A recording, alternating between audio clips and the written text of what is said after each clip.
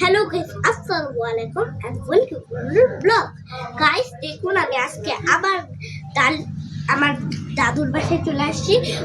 ওই দিন এসে কিন্তু আপনাদের পেঁয়াজ গাছ দেখিয়েছিলাম। আজকে দেখো আর অন্য শাক, ফল, খাবার এগুলা দেখাবো। তো চলুন দেখানো যাক। প্রথমেই আমাদের ডালিম গাছ, যেটা এক সপ্তাহের মধ্যেই ডালিম দিয়ে ভরে যাবে। তারপরে আমাদের এই যে জবা গাছ, অনেক সুন্দর জবা গাছ।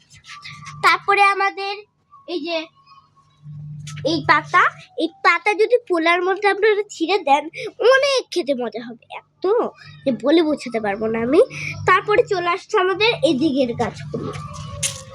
এটা হচ্ছে লাউ গাছ, এটা হচ্ছে তুলসী গাছ,